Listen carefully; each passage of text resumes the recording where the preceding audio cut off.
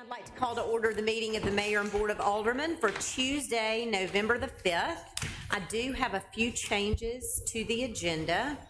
If you will add to your agenda at consent agenda 6C12, request permission to approve a step increase for Garrett Black in the building department for passing the commercial electrical inspector certification. If you will add to the consent agenda at 6D6, permission for the Animal Resource Center to transport animals for FY25. We did that for the year last year because sometimes these things come up quickly and we need to be able to respond. So if we could get your permission to do that. And then if you will add at 17A to request approval of a final plat for case 3119, Oxford Commons Lots LLC, David Blackburn, for the Heights, phases 10, 11, and 12 for property located at 713 Primrose Drive. And then we are going to change our adjournment to a recess to tomorrow at 3:30 for a work session. Did I get it all, Ashley? Yes, ma'am, that's all I had. Okay. Move we approve with the changes. Second. All in favor? Aye. Any opposed? A quick mayor's report. I want to congratulate the Lafayette High School girls volleyball team. They are now state champions, and we are very proud of them. And also, Abby Bolger is the 500 freestyle state champion from Lafayette High School. I know, big stuff. We are going to be turning this place into a snow globe Thursday night at 6 o'clock. We will flip the lights on, and we're excited that our very own Olympian, Sam Kendricks, is going to be here to flip the switch, and in typical Greg Pinion fashion, there will be no typical switch.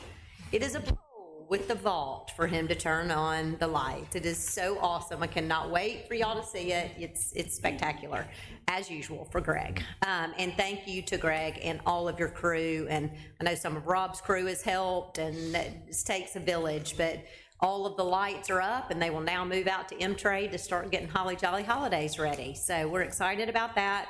I'm sure everyone has seen that SEC Nation and Barstool will both be in Oxford this weekend. That shouldn't create any stir. And it's also supposed to be raining sideways. So we are hopeful that the weather forecast changes and that the crowds still come. So with that, we will move to number 4, authorize the approval of the minutes of the regular meeting on October 15th. So moved. Second. All in favor? Aye. Any opposed? Authorize the approval of accounts for all city departments. So moved. Second. All in favor? Aye. Any opposed? Ask you to consider the consent agenda with the 2 items that we added. Motion to consider the consent agenda with additions. All in favor? Aye. Any opposed? I do want to announce a vacancy on our Mayor's Commission for Disability Issues. We have a committee that meets and looks at things like places that we need to improve access, or, you know, they're the group that brought to us most recently that their recommendation to start charging at our handicap parking spots. So anyway, anybody that is interested in serving on this Mayor's Commission, you can send a letter of interest to cityhall@oxfordms.net. I think Ashley's handling this one for Amberlin. Amberlin's requesting permission to advertise for reverse auction bids for an automated side load refuse truck and a loader for the Environmental Services Department. Yes, these are both budgeted items. Lead time, I think on one of them is December, and the other one is over after the first of the year. So moved. Second. All right, all in favor? Any opposed? Chief? Chief is here to request permission to approve a parade assembly permit for the Kappa Alpha Parents Club to host a Parents Weekend event on November 16th from 5 to 9. Yes, ma'am. They're going to put 2 tables in the 11th Street alley in between the main entrance of the library and the middle bar. So it shouldn't impede pedestrians being able to access. And it's an off-game weekend, right? Yes, ma'am. Okay. Move we approve. Second. All in favor? Aye. Any opposed? We're requesting permission to approve a parade assembly permit for Visit Oxford to host the Square Holiday Lighting event on Thursday, November the 7th. So moved. Second. All in favor? Any opposed? Request permission to approve a parade assembly permit for Stronger Together Oxford to host the Oxford Christmas Parade on Monday, December 2nd, 6:30 to 8. And we're taking applications now, Marley, and where do people go to get that information? The Oxford Christmas Parade Facebook page. Okay, the Oxford Christmas Parade Facebook page. Awesome. So we need approval for that parade permit. I move that we approve that. Second. All in favor? Any opposed? Consider request from Goose Creek to shoot fireworks on Saturday, November 16th between 8:30 and 9 p.m. What are they shooting? Say They're birthday having an event. celebration. Huh? It's a birthday celebration. For Goose Creek? No, It's not my birthday, so I didn't get fireworks. Yeah, I don't think that's a good idea. I mean, we do it for 4th of July, and we do it sometimes for the baseball, we we do it for baseball, we do it for football, we do it, the high school has done it for different sporting events. But individual events, then that just, to me, that's just opening up a can A firework. of fireworks. Yes, Preston? It's in my ward, I understand, would it be a problem if you let them do it? I don't have a problem with it. It's a board It's decision. a tight window on the, I mean, it's, If, again, I mean, 30 minutes, if no neighbors complain, of course, they're not gonna complain till the fireworks are going off. They'll be complaining. There's not much to do it. We'll give Dog starts them barking. Preston's phone number. I haven't heard it. I don't know if they know it yet. Well, What is, if he's okay with it, I'm fine. When's your birthday, bro? We'll get to that later. There'll be a permit for that. gonna need a motion if we're okay with this. I move we approve. I'll second. All right, a motion and a second. All in favor? Any opposed? Thank you. All right, Braxton, request approval for the 2025 health insurance rates. Let's get right to the fun stuff. All right, so this year we were able to get a rate hold on our Morgan White and Blue Cross Blue Shield. We did have a slight increase in our dental insurance. It's going up 7%. That's employee only or the option in. And our life insurance through Sun Life did go up 3 cents per 1,000 for the per 1,000 increase, which would be about 24 cents per employee on the year and about 40 cents per employee for the city. So all in all, we had about $2,000 roughly in increases, if my math's correct. Total? Pretty good. Move we approve. Pretty good. That's right. We have a motion. Is there a second? I did. Okay, all in favor? Any opposed? I don't recognize one of the numbers up there that's a call-in. Is that Rick's number? I just wanted Ashley to know when he calls in. Okay, I think the 816. Rick is at a funeral, but he's Yep. calling in as soon as he leaves. I don't know if that's. I'm in. Yep. Okay. I'm in. Okay, yeah, I thought that was your number up there. Request permission to approve and authorize the mayor to sign an MOU with the Mississippi Department of Finance and Administration for the receipt of funding from Senate Bill 2468. Yes, this is our $2 million in paving money. And this is just the first step to get that money coming to us. Move we approve. Second. Nobody will turn down $2 million. All in favor? Any opposed? Now get ready for all the complaints when we start doing the paving that we requested the money to do. All right, request permission to approve and authorize the mayor to sign a letter of agreement with the International Code Council to teach the 2024 PMG Significant Changes Seminars on November 21st at the Oxford Conference Center, an estimated cost of $2,310. Jonathan? Thank you, Mayor. Yeah, this is just another LOA with ICC to come teach the 24 codes. This will be our 4th code training class for the 24 code cycle. Well, And all this was a budgeted item. Well, we thank you so much for doing that. I know that the builders and developers in town appreciate the opportunity to come to those classes, so we thank you for doing that. Do I have a motion to approve? So move. Second. All in favor? Any opposed? Thank you, sir. Request approval for preliminary and final plat approval for case 2990 Larry McAlexander for Highway 6 West Properties Phase 2 for property located at Highway 6 and Howell Loop, PPIN 7686. Robert? All right, subject property is a little less than 2.5 acres on Highway 6, right next to the car wash. Applicant is proposing a 2-lot subdivision with lots of about 1.3 and a little over half an acre with a 50-foot drive for access in there. They meet the dimensional requirements of the underlying zoning. Engineering had a few comments in the staff report, but those were all technical in nature. And the case was approved on the consent agenda at the August 23 meeting of the Planning Commission with the 7 conditions listed in the staff report, and staff and the Planning Commission recommend approval with the 7 conditions that are in your memo. All right, anybody have any questions? I don't have a question, but I'd like to follow the friend recommendation that we approve. Second. All right, thank you. All in favor? Any opposed? Great. Request approval for preliminary plat approval for case 3150, Mike Hawford for the Grove at Grand Oaks, Phase 6B, for property located at Lakeshore Lane, PPIN 26136. Ben? Yes, this property is about 5 acres in the Grove at Grand Oaks, in the Grand Oaks PUD 2. It was originally 9.9 acres and it allowed for a total density of 99 units to be constructed. 2017, half of this property was actually subdivided and developed with the cottages in Grand Oaks, which was a total of 21 units. The remaining density in parcel 23B is 78 units. The applicant's proposing 8 single-family homes. They're single-family detached lots, similar to the other phases of the Grove at Grand Oaks.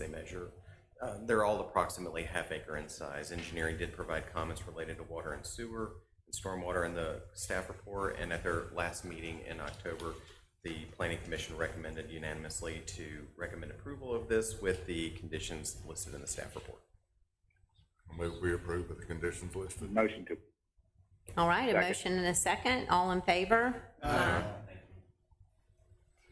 All right, and Ben, this is where I added your 17A, request approval of a final plat for case 3119, Oxford Commons Lots LLC, David Blackburn for the Heights, phases 10, 11, and 12, for property located at 713 Primrose Drive. So the subject property is located south of Sisk Avenue and west of Buddy East Parkway. The 3 phases that this final plat would allow for will be the site of 40 lots, 15 lots in phase 10, 16 lots in phase 11, and 9 lots in phase 12. All are under a half an acre in size and comply with the dimensional standards of the underlying zoning district. The case was unanimously approved by the Planning Commission in August of 2023 with the 9 conditions listed in the staff report, and staff is recommending approval of the final plat with those same conditions tonight. Okay, any questions? Move we approve. Motion to approve. All right, Second. all in favor? Any opposed? All right, appeal of the Courthouse Square Historic Preservation Commission's denial of case 464, a request to add a balcony on the front facade of 1002 Jackson Avenue East. Kate.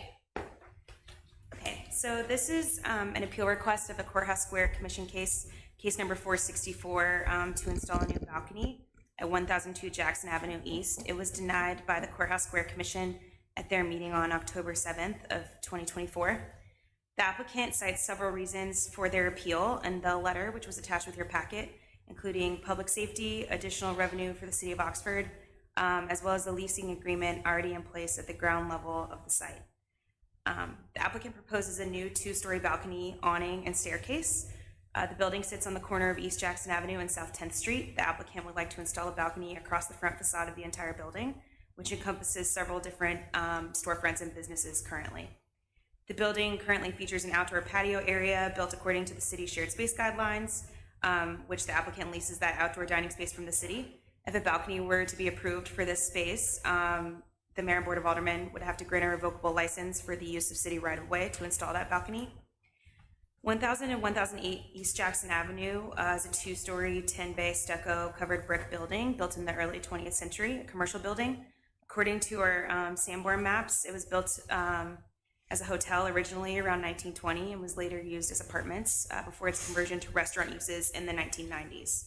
I attached a memo with your staff report. I'm not going to take you guys through it since it's pretty long, but it takes you through the history of balconies on the square, particularly balcony requests for primary facades. The Preservation Commission considered the new addition using the recommendations of the Oxford Design Guidelines, that a new addition to a historic building is considered successful if it preserves significant historic materials and features, if it preserves the historic character, and it protects the historic significance of the building by making a visual distinction between what is old and what is new. The 7 standards for new additions laid out in the guidelines were also included, most notably here that additions should be located to non-character defining elevations, and that new additions should be constructed at a scale smaller than the existing structure so as not to overpower the existing building. Due to the location of the proposed balcony on the front of the building, staff finds that the design does not meet the recommendations of the design guidelines. It will be located on a character defining elevation of the building, the front facade, and would obscure the front facade. At the October 7th hearing with the commission, commissioner comments focused a lot on the new stairway, as well as the overall appropriateness of the design in the context of the design guidelines. Commissioner Lorenzo and Chairman Poval complimented the design, but noted that the design is not consistent with the recommendations of the Oxford Design Guidelines for new additions. Commissioner Lorenzo motioned to deny the application, and it was a unanimous vote to deny with 5 votes. Commissioner Phillips was recused, and Commissioner Heineman was not present. Staff is recommending that the Mayor and Board of Aldermen uphold the Courthouse Square Commission's denial of the COA request. So I'm happy to answer any questions about the staff report, and then the applicant and his architect are also here as well. Do y'all have any questions before Clay comes in? Kate, what was the primary issue? Was it because it obscures the front facade? Yeah, and it's located on the front elevation, which is directly against the design guidelines. Sure, okay. Any other questions? Okay, Clay, come on up.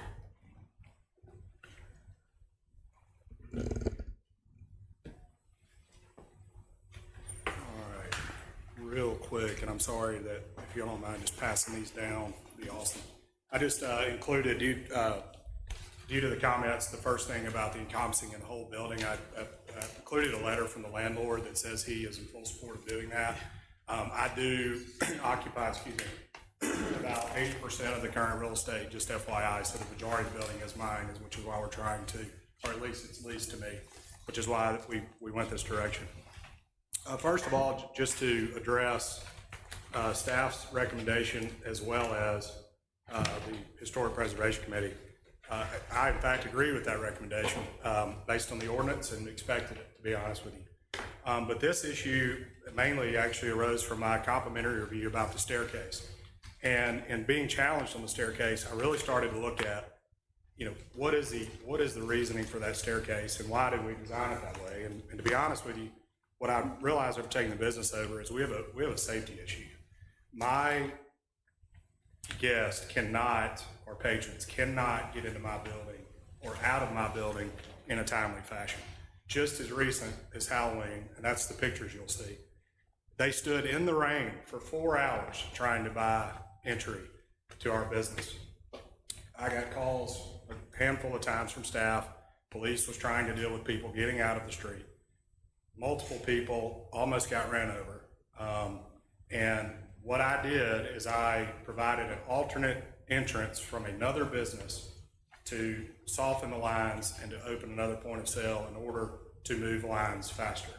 What this staircase will do, after a time study that I conducted over the past 4, I guess you would call busy weekends that weren't even advertised where we had lines out the door, I can cut line time and size by 60%.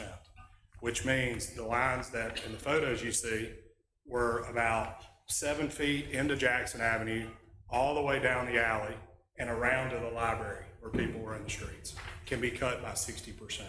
So it's more than architecture. Y'all's job as the mayor and the board of aldermen is to look past ordinances and architecture. And initially, as elected officials, is to take care of the general public and the safety. That's also my job as a business owner. This solution does 2 things. It allows the people to get in the building safer with shorter lines. And God forbid if there ever were an incident of an emergency inside, it makes a ton of sense to go out the front of the building and not the front and the back of the building on one entrance along the front. So this would allow the public safety from a getting in the building and a ticketing issue, which has nothing to do with architecture. It's a public safety issue. We all know that there's been events that have happened in the city over the past few weeks. We don't want that to happen again. I think it's my responsibility and the city's responsibility to protect the city, its citizens, and its students. Lastly, I'll say, my daughter will be a freshman at Ole Miss next fall. And we visited, I don't know, 5 or 6 campuses across the Southeast. The one thing that she said was, I feel the safest in Oxford. And I didn't take that lightly. As a business owner of multiple businesses on the square, and ultimately as a parent, it's our job to keep those kids safe. And I just ask that you do so. Any questions? Clay, I get it. Is this photograph, are these people coming in and staying in these photographs? In this instance, no. That was approximately 2 hours before we did a pre-sale of our doors opening. I have more than a handful of instances getting into the building where there are lines down and curved. That average line, Brian, is about down to the halfway down the alley. And what this would allow us to do is get in and out. The staircase will be large enough for ingress and egress in case of an emergency. So if we are selling tickets, we're able to turn them around and get them out quicker. Right now, we have a dead end at the front door. They come to get their ticket and they have to turn around and go back through the line to get out. This would allow for a circular motion to increase lines and speed. Is this a one-off, meaning, was this just the pre-sale Halloween? This is the 4th time since I acquired the business in July that this has happened. Unadvertised, unannounced. The lines just came. We didn't do anything special to draw a crowd. Sure. And to be honest with you, that's different than it's been there previously. I'd like to say I've improved the business, which has improved the people coming. And I understand, it's not, I don't know, and it's probably our lawyer. A question for you. The Historic Preservation Commission just deals with what is appropriate, and I understand what your point is, hey, you need to look outside of the ordinance, but what you're doing here is appealing their decision, and I think in general, the overall appropriateness of the design was the issue. Pope, is that a planning issue? Is that a site plan issue? Is that whose issue is it? We've had questions come up to us this way before, and he is right to be here as an appeal from Historic Preservation, but what he's really asking is the follow-on question also, which is mentioned in Kate's or his write-up, that he would need a license from the city, which the Historic Preservation Commission has no authority to give anyway, and really asking that you both overturn them, and unless this is just a needless hearing, tell him that you'll give him a license for balcony space above your sidewalk. And I'm hearing this probably different from you all, but I don't really like hearing from the city's perspective that in order for the building to be safe, it needs to use the public's space. That's really the ask, because in order for this to be safe for the business operating in there, I need to have more space rather than reduce the space on the inside of my building so people can get in, or reduce the space on the inside of the building, or have another entrance that costs tables, bars, whatever inside. He's asking for the public to give up airspace over it. Hey, Barb, would you move that mic for the Pope? But Sorry, Rick couldn't hear you. I don't think there's any guile about his ask. His ask is clear what it is, but the part of this ask is he is asking for a license to use the public space as part of his safety ask. And I don't want to get hung up on form over substance, right? The technical appeal, and again, I don't want to turn somebody away, but isn't that a separate conversation at another date? We had the same issue arise on South Lamar related to, or maybe it was one block off, related to some condos that needed a turn by the fire station or by the fire truck. And the implicit request was I'm appealing my site plan denial, but I also want you all to be granting the airspace so that I can bring out those balconies on the edge of some condos 2 or 3 years ago. It's a similar issue, and yes, we told him, we're not answering the license of airspace here. We're not approving your site plan for this. We're just looking at whatever it was we were looking at. And to me, that is, you're right, Ryan, right now, the only thing is the historic preservation. Are you going to affirm or deny their finding as being proper or improper? That really is your question. Is it properly under our design guidelines? Is it a proper, Alteration of the historic building. there you go, okay, all right. And I would just say, I mean, of course, that's what the intent is, but past design is, what is it, what is the use, right? Like, I mean, I get the legalities and all the formalities and the rules, but what are we trying to do here? And what we can't do is control who comes. We can't put out an announcement this weekend, we need shorter lines. Like, people can go wherever they want to go. And what we have seen significantly is 64% increase of people this year. Y'all know the statistics at Ole Miss. I don't have to go through that. The people problem is not going away. So in all due respect, I agree with it's right. It's not what the ordinance says. This is deeper than that. This is, we are putting people, I lease the space, the city allowed me to fence it. All I'm trying to do is use more of that space that I'm already paying for. And I'm willing to pay for it. I'm not asking to lease air for free. It's, you're giving me a license potentially.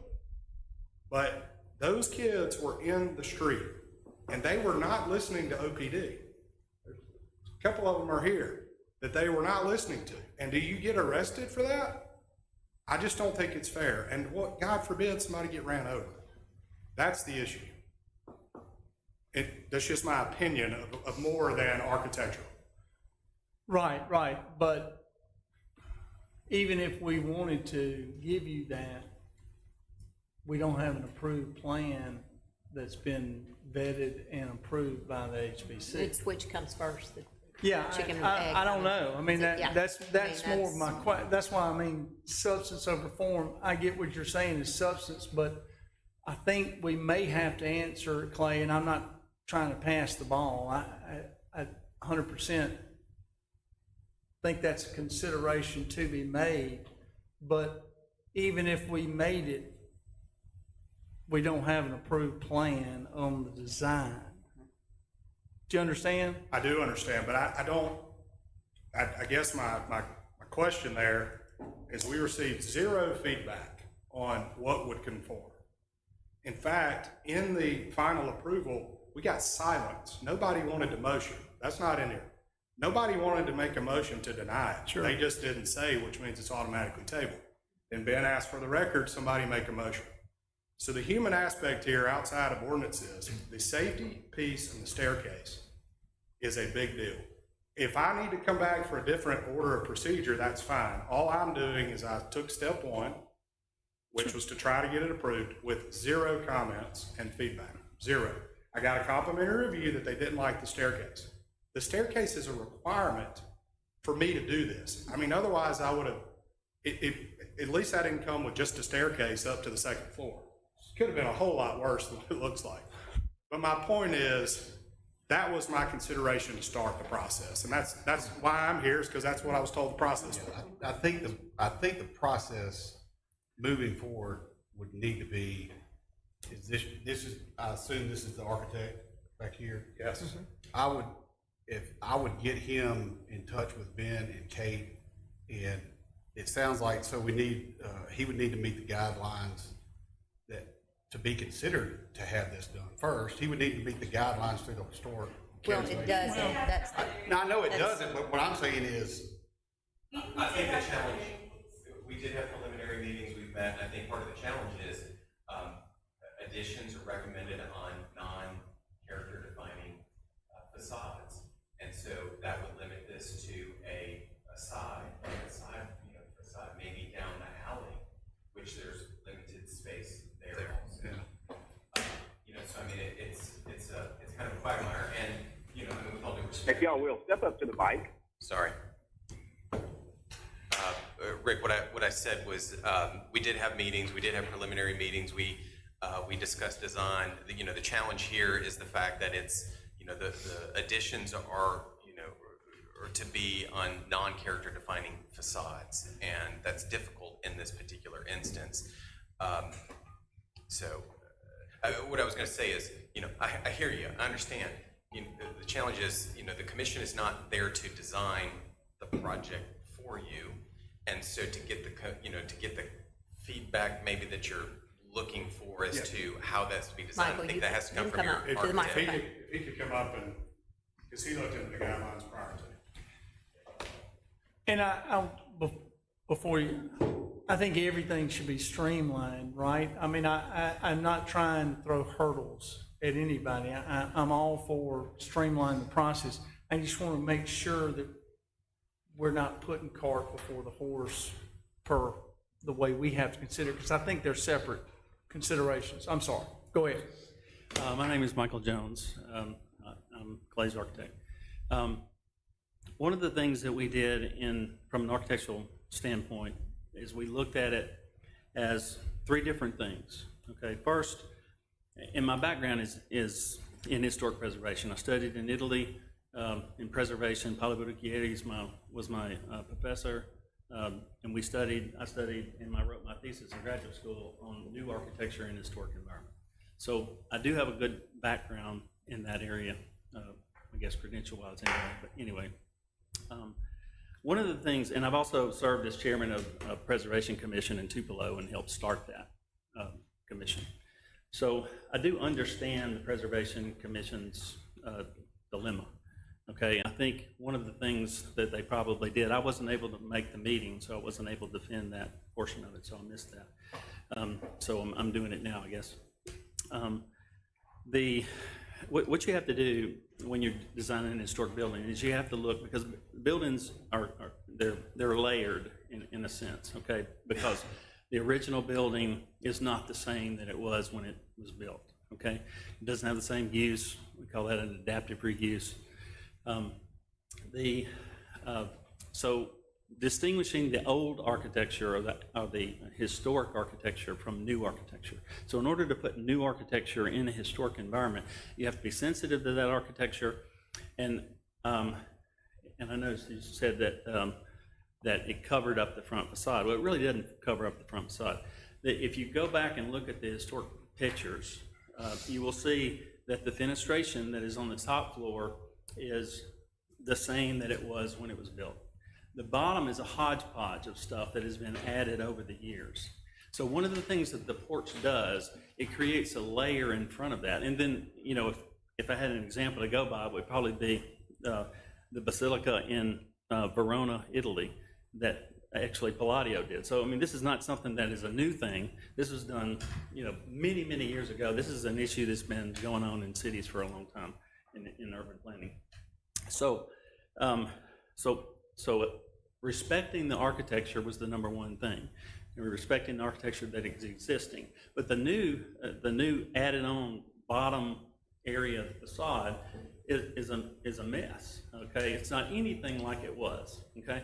So one of the things that the balcony does do is it pulls a facade and it actually makes the facade more symmetrical, even though even the windows don't line up and everything. So what we tried to do was to bring that layer, and it's something that Palladio did actually on his buildings, that buildings were layered, with porches and loggias and whatnot, and those were added later after the fact sometimes.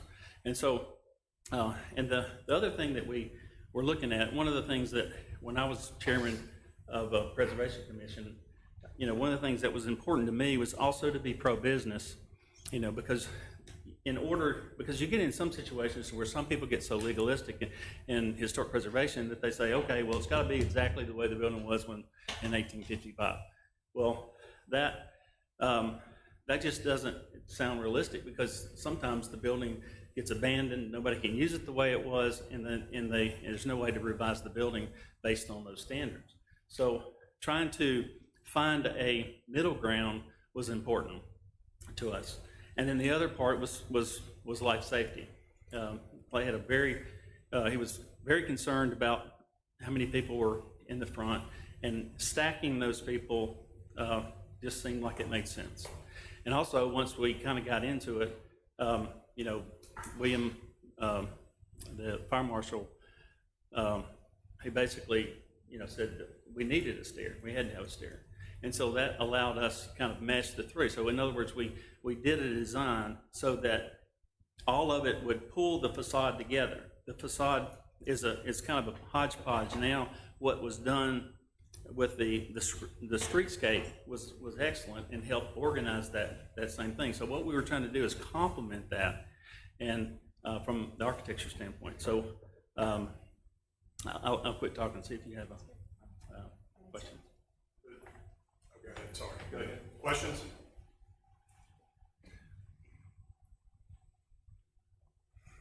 I mean,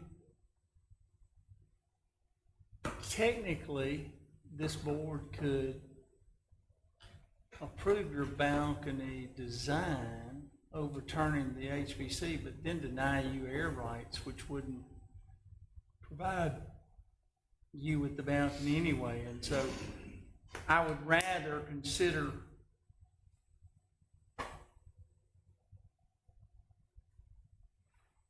the design first, based upon the design guidelines. And that's what I would consider tonight, rather than give a second. And I'm give a second, meaning if something were to happen on this motion and this appeal, we would still have to consider the second part, correct? Yes. Okay. Hold on, so if you deny it architecturally, I don't have anything to build to discuss air rights.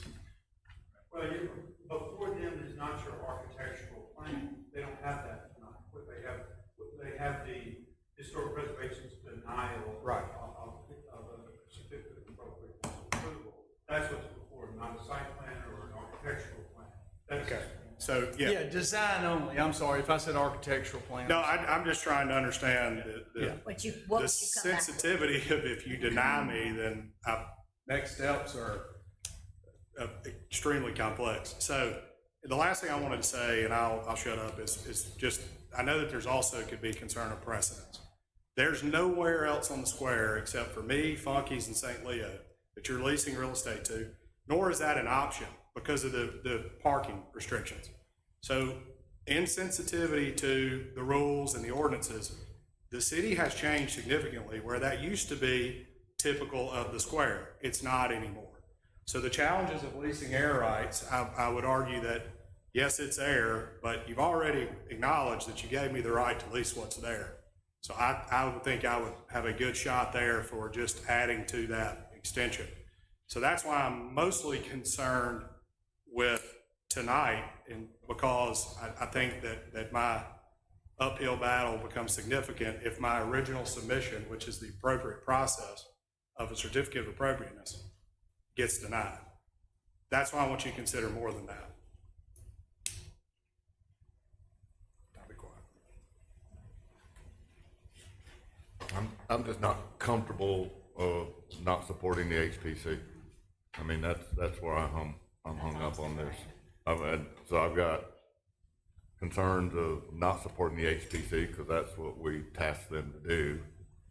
And then just one comment about your line control and the people in the line. It's not OPD's responsibility to control your lines.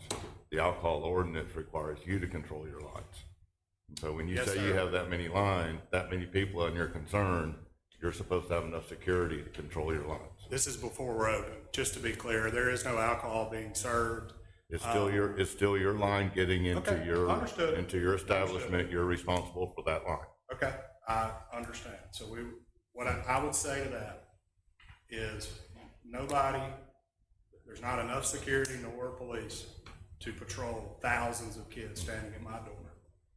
And I am going to lose sleep when somebody gets ran over. I'm sorry I'm getting emotional, but that's real, because that's my business. And mom and daddy are gonna call me when we didn't give them another way in the business. And that's why I'm here. I'm not here, I am here to follow the rules, but this, we got a big problem here, whether it's my security or OPD. We cannot afford what happened last weekend to happen again. That was somebody's kid, and that's how I feel about it.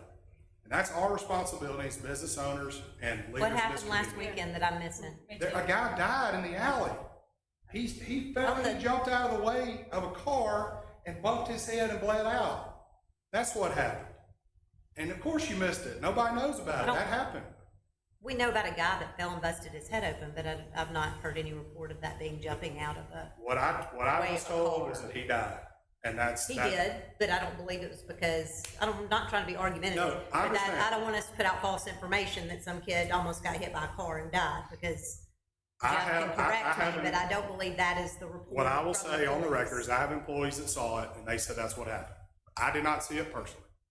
My point is, we are asking for that again on 1002 Jackson Avenue East, because I can do everything I can humanly possible. But what I cannot do as a business owner is put 1,000 security guards out there, because that's what it's gonna take to control. And I do not think it's in anybody's interest to allow us to start trying to tell people when and where and when they can't come to businesses on the square. It's our square, and that's how we survive. Everybody in this room is off of this right here. And what we can't survive on is people getting hurt or injured or being scared for their life, because they'll stop coming. I've been in cities where I've had restaurants or I've had businesses, and one thing happens and it impacts our business and we close. We can't let architecture impact public safety, no matter what committee they're on. I'm sorry. That's just how I feel. So I'm here to understand the process to protect my guest. And this may not be the venue, and I'm sorry that I'm getting emotional, but I am emotional because it's personal to me. I need some direction from the board on what you would wish the process to be. It sounds like to me the guidelines have to be met to even be considered. And I get the safety part of it, and right now the safety part of the building is being met through fire code. And the stairs that you're wanting to put in is to be able to add the additional occupancy, correct? Well, the stairs are required for the balcony, that's correct. But it's also, I originally looked at just a staircase, and that doesn't make sense architecturally, right? And a doorway. So in order for it to truly evacuate the building like it's intended, we need additional space for people to congregate in an exit, which is the balcony. I shortened it because in the original meeting was we were coming all the way out to the brick pavers, and that was taking up everything. So we shortened it to line it up with roosters to be more architecturally pleasing. That was one of the comments. But yes, it is access. It is a evacuation for the patio, for the balcony, as well as a third point of egress for my business. Not to add more people up there, but to have another exit. Fire department was all in favor of that, because the other exit's on the back of the building. It is what it is because it's an old building, but it is not in a good spot. And it's human nature is go out the front door.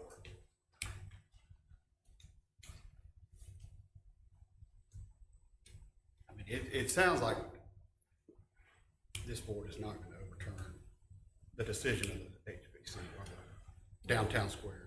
It would take a motion by someone to overturn. I think the best thing would be to go back and kind of go back to the drawing board a little bit and see how we can get this thing to where it does meet the guidelines for consideration with the downtown historic preservation.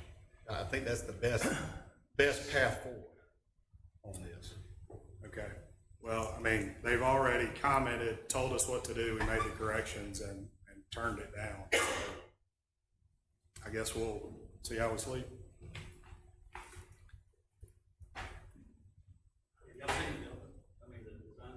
Yeah, we have it. Thank you. All right. Consider request from RH Design Build to work on Sundays in November for the construction of the Bell within the Lamar development. John? Yeah, this is the current Lamar Phase 1 construction that's going on right adjacent to North Lamar. They want to work the next 3 Sundays in November. They did work Sundays, I think, back in October. Any complaints? No, none that I received. None that we got at City Hall. All right. So unless the developer. Motion to approve. Second. All in favor? Any opposed? Consider request from ICM Construction to special work hours at Oxford Middle School. Yes, they've got another concrete pour coming up, and they always like to start early, around 4 a.m., so they can get their trucks in and out before school traffic starts. They've got a preferred date of December the 4th. If it rains or something, they'll back it up to the next day. I'll go ahead. Motion made. No, you won't. You can't. Do we? Rick said motion made. Second. Okay, second. All in favor? Any opposed? Request permission to, consider request from Odin Hardy Construction for overnight work hours for a concrete pour at 14 Thacker Loop. Yeah, this is the current storage facility they're building right there up the hill past the gas station on Thacker Road. They want to come in and pump truck all night long so they can be out before heavy traffic during the day. Thacker Loop is bad traffic. Yeah. And they've done that before too. Did they do a pour? They have done one overnight hours, yes, sir, and we didn't receive any Complaint? complaints, no, sir. Preston, you good with it? Yeah. So move. All in favor? Any opposed? Request permission to release the performance bond 4455440 for Seminole Bluff subdivision, Villa West, Phase 1. Yes, this is out off Thacker Road, way back there in the back. The new road, JED Parkway, this is the south side. Everything's been inspected. There's a warranty bond in place, so we're good to release this performance bond. Motion made. Second. All in favor? Any opposed? Consider a request to approve change order number 1 for the SR7 Water Extension Project, Phase 2. C. Yes, this is one of the water projects to move our water line out of the way of the 4-lane project. Once we got in there and started digging around, we discovered a gigantic keel that we just couldn't cut through, and there's a driveway going through it, so we decided to bore underneath it. And so it's gonna add a cost of about 130 grand. But the project came in under budget, so this doesn't even. Not anymore. Yeah, not anymore. So move. We don't have a choice. No, not really. All in favor? Any opposed? Consider the request to approve change order number 3 for the Oxford Square Downtown Detention Project, John. This is a deduct in the amount of $44,000. I should point out, Motion made. What'd he say? Motion made. motion made. There will be another change order soon on this project that will deal with contract time and liquidated damages, but we wanted to go ahead and get this one out of the way because it was low-hanging fruit. We're gonna have a final inspection out there next week and develop a punch list, so this is not over by a long shot, so. Okay. We have a motion by Second. Alderman Addy, second by Holsey. All in favor? Any opposed? Request permission to accept the low bid for the College Hill Lift Station Improvement Project. Yes, we bid this once and it came in about twice what we had budgeted. We went back to the drawing board and opened bids and came in under budget. So this lift station badly needs upgrading, so we're asking to accept the low bidder so we can get them started. So move. All in favor? Any opposed? Request approval of the resolutions terminating MDEQ sub-award agreement. You see the numbers for the Brittany Woods Water Improvement Project and MDEQ sub-award agreement. The next one for the Rivers Hill Booster Station Project. John. So these two projects were awarded MCWI funding after they were already complete. The idea was hopefully to, and MDEQ allowed it at the time, to reimburse us for costs associated with those projects. The problem was MCWI requires certain over and above procurement requirements that we didn't have in these two projects. And so going back after a project has been closed out, and the contractor's been paid, and getting them to sign paperwork is nigh impossible. So MDEQ said what we could do is terminate these agreements and transfer that money to other projects.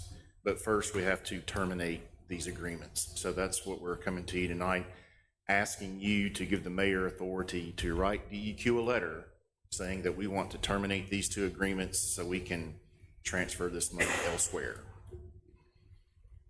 So moved. Second. All in favor? Any opposed?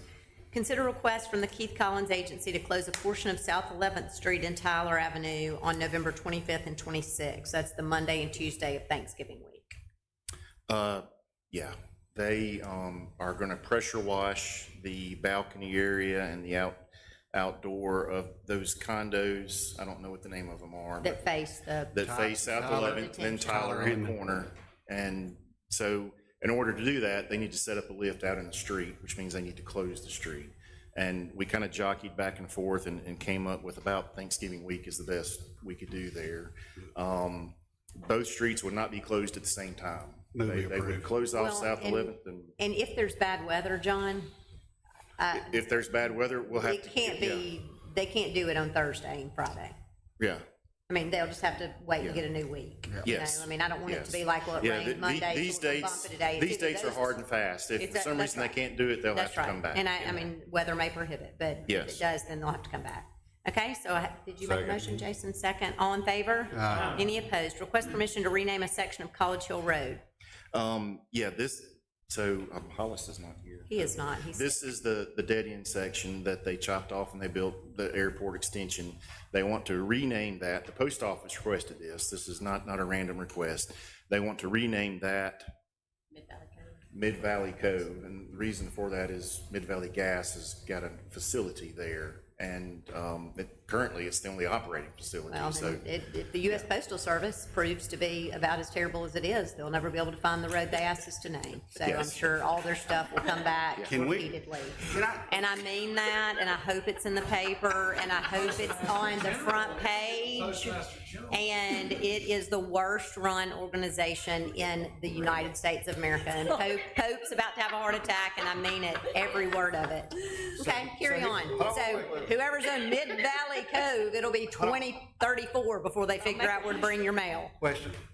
yes. They're asking to rename it Mid-Valley Cove. Can we make suggestions?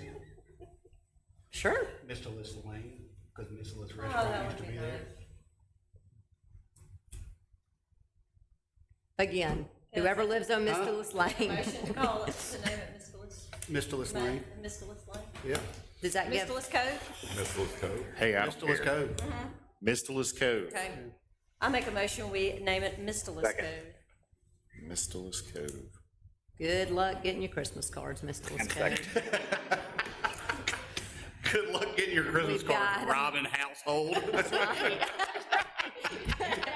Yeah, exactly. Mom, Santa didn't come this year. That's right. Well, the Tannehills are on the USPS naughty list.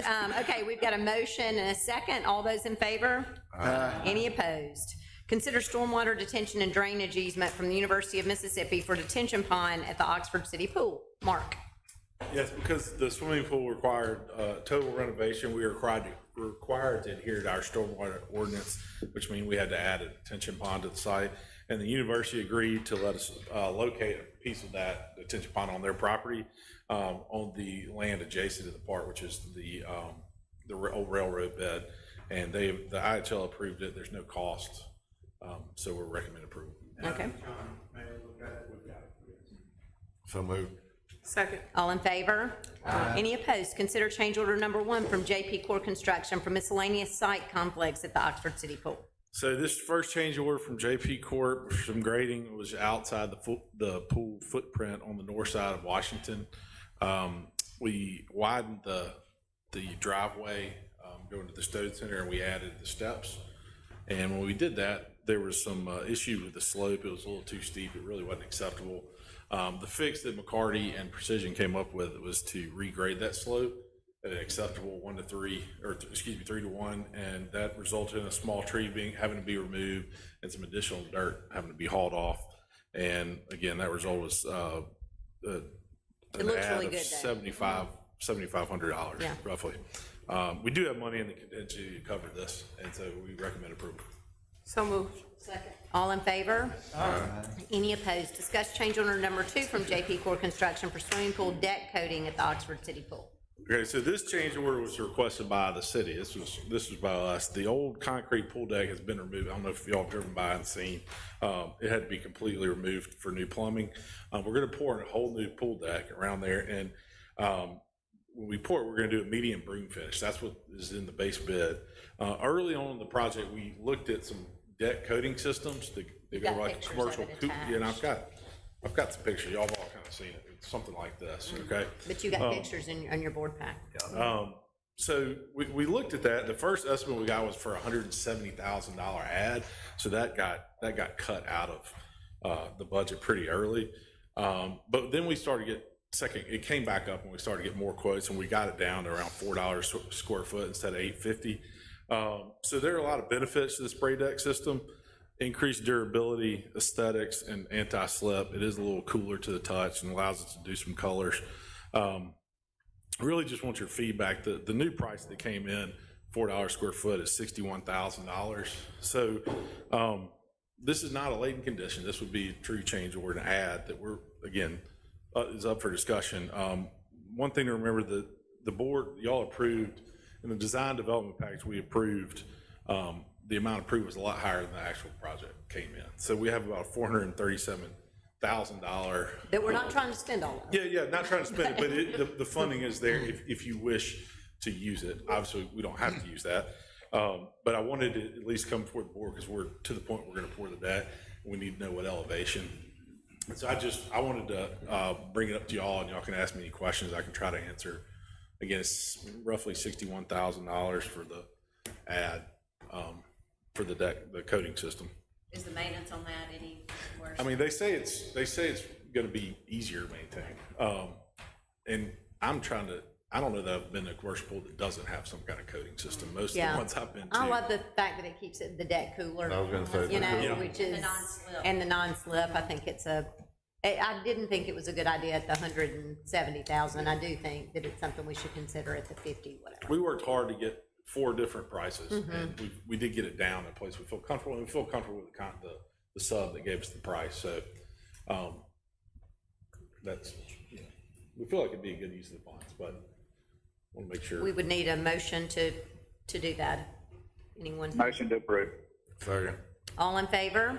Any opposed? Consider change order number 2 from Acoustics and Specialties, Inc. for colored concrete coating at the OPD Enterprise Center. This is hopefully the final change order from Acoustics Specialties, $3,770. We removed some flooring, and we'd originally planned to seal the concrete, but there was some residue, some adhesive left over in those storage and closet areas, so the architect requested we paint it and use like commercial concrete paint instead of doing a clear seal and have all the adhesive remain underneath it. It's a pretty small change order. So moved. Second. All in favor? Any opposed? I now ask the board to consider an executive session. Could I have a motion to consider an executive session? So moved. Second. All in favor? Any opposed? The board will now consider an executive session.